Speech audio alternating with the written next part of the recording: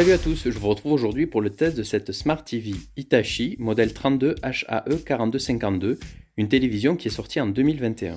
Je l'ai acheté pour équiper un appartement dans lequel je vis une partie de l'année et je ne voulais pas investir dans une télévision onéreuse car j'ai déjà à mon domicile une Sony Bravia 4K PS5 Ready. Alors j'ai fait des recherches sur internet et après quelques heures, mon choix s'est porté sur ce modèle Hitachi qui m'a coûté 240 € environ et que j'utilise depuis 2 mois maintenant. Je vais vous présenter le produit en détail. On reçoit la télévision dans cet emballage cartonné qui rappelle les principales fonctionnalités du téléviseur, j'y reviendrai un peu plus tard, et sa consommation énergétique classée F. Au niveau du montage, la télé est fournie avec un socle à monter, que vous voyez actuellement sur la vidéo, et on peut également la monter sur un bras articulé non fourni, pour ceux qui veulent faire une fixation murale. On a les emplacements prévus à cet effet.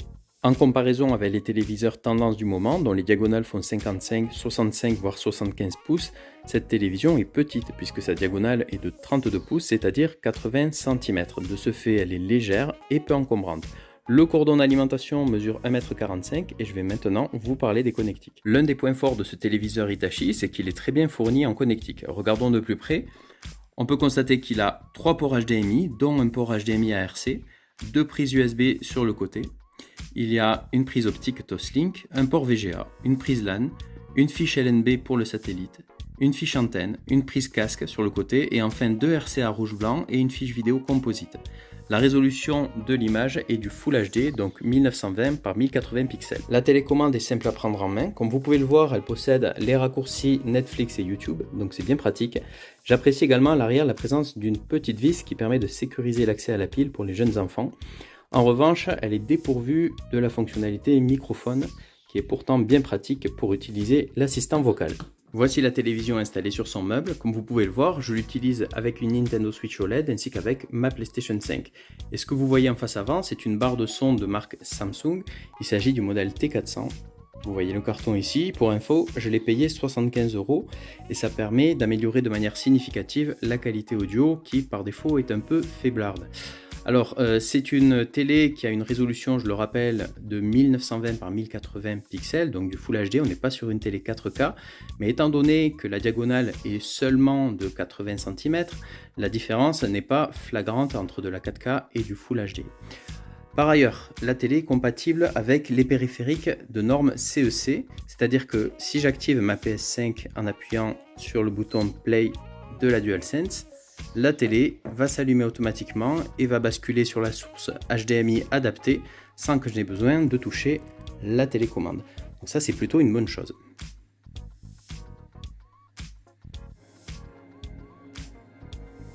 Je vous propose maintenant de découvrir ce que donne ce téléviseur avec des jeux Nintendo Switch et PS5. Donc là, tout d'abord, j'ai le jeu Lost Judgment sur PS5. Donc, je démarre la partie.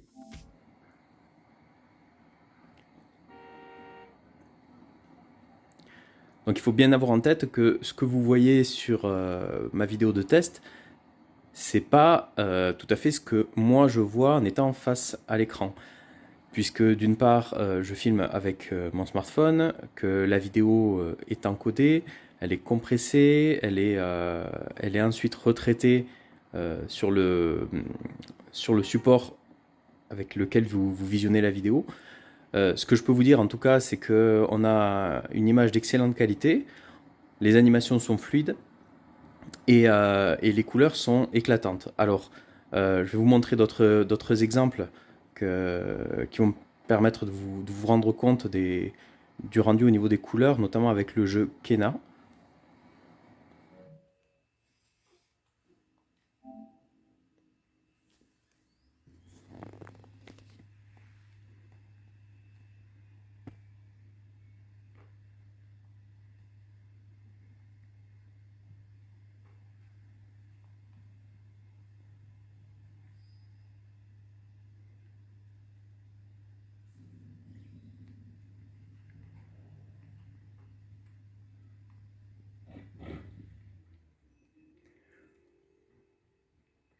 Je rappelle qu'on est sur une résolution Full HD, donc avec un traitement HDR. Alors par rapport à cette option HDR, c'est pas forcément évident de s'en rendre compte lorsqu'on se déplace dans les menus du téléviseur, tout simplement parce qu'on ne la trouve pas dans le menu Android TV. Par contre, quand on va dans les options de la console, si j'appuie sur la manette donc DualSense et que je vais dans le menu au niveau des propriétés écran, on voit que la HDR est bien activée.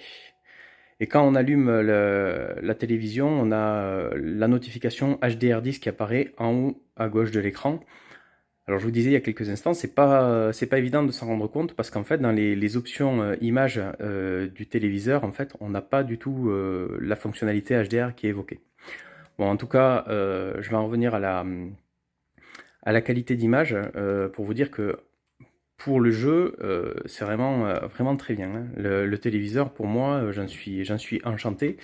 Euh, j'ai pas grand-chose à lui reprocher pour une télé dans cette gamme de prix. Je vous montre maintenant le rendu que l'on obtient avec Mario Kart 8 sur Nintendo Switch. Donc campagne solo, je vais laisser tous les paramètres par défaut. Grand Prix 50 cm3 avec Wario.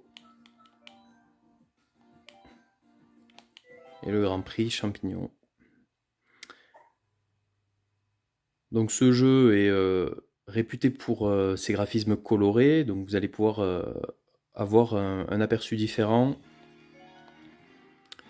de ce qu'on obtient avec ce téléviseur Hitachi sur la console de Nintendo.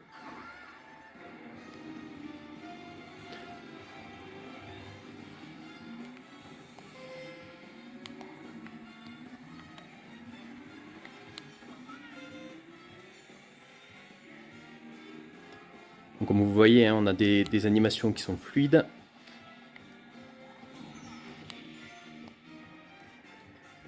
Et des graphismes très colorés, j'en parlais tout à l'heure, des couleurs éclatantes. On est sur une télé qui est vraiment bien adaptée pour jouer.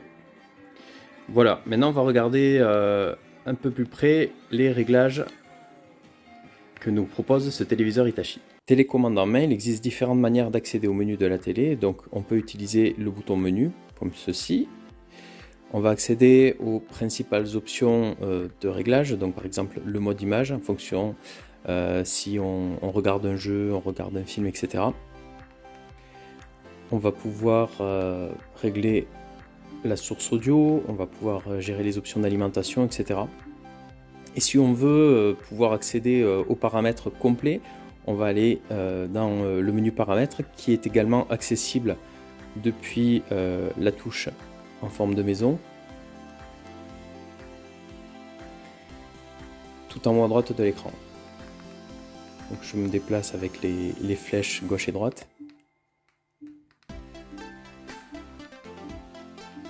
Voilà, paramètres.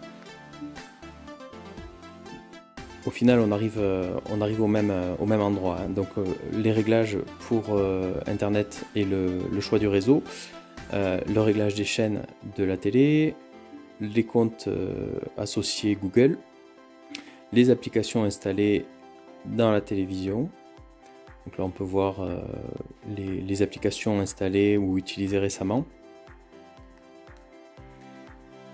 Et puis après, on va accéder aux réglages plus détaillés du téléviseur.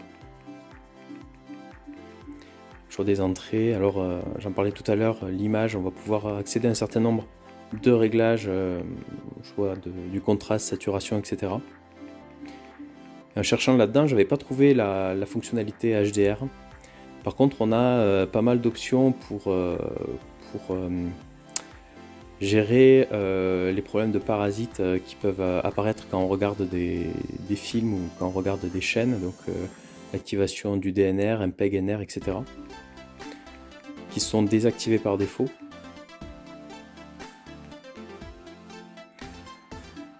Voilà, et du coup après, comme j'ai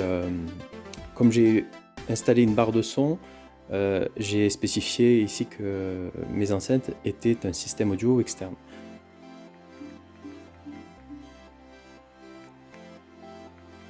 Donc voilà un petit peu toutes les options qui sont proposées avec ce téléviseur. Il y a de quoi affiner les réglages pour avoir une image à son goût. Et je vais vous montrer maintenant un petit peu l'écran d'accueil avec les applications que l'on peut avoir et que vous voyez déjà à l'écran. Donc on a les applis usuels dont je parlais tout à l'heure sur la télécommande. On a les raccourcis Netflix et YouTube qu'on voit également sur la page d'accueil. Et après on va pouvoir installer tout un tas d'applis depuis le Google Play Store. Alors c'est pas toutes les applis qu'on trouve sur un smartphone, hein. C'est des applis qui sont compatibles avec cette télévision. Et on peut après réorganiser ces cases en maintenant appuyer la touche OK. On peut par exemple décider de les redéplacer pour mettre en avant les applis qu'on utilise le plus, installer, désinstaller des applis, etc. Donc on est en présence d'une vraie Smart TV. Donc c'est vraiment très agréable à utiliser.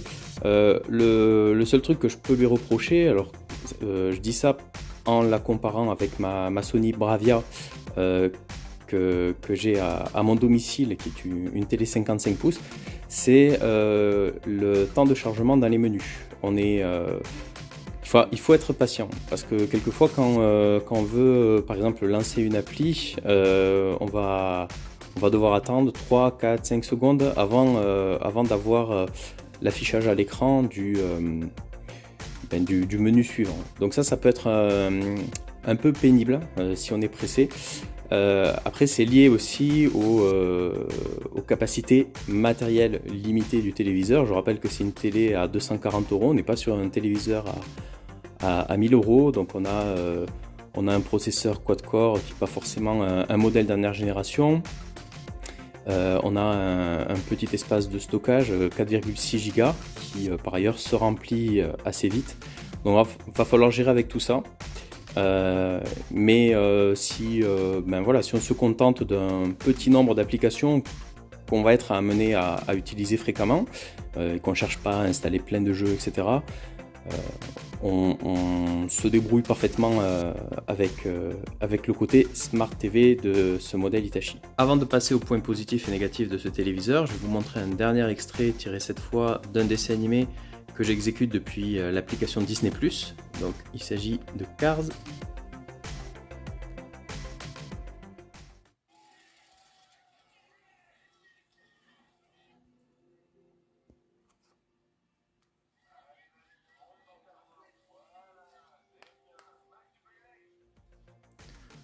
Voilà, donc comme vous pouvez le constater, on est encore une fois avec une image d'excellente qualité. Au niveau des points positifs, cette télé offre une belle qualité d'image, elle est abordable, riche en connectique, le Smart TV est très pratique, elle est légère et enfin peu encombrante.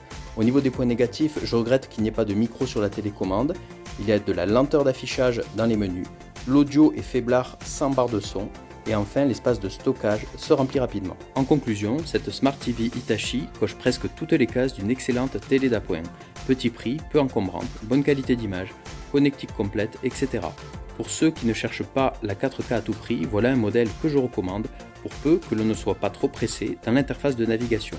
Ce test est maintenant terminé, j'espère qu'il vous a intéressé et moi je vous retrouve prochainement pour une autre vidéo. Salut!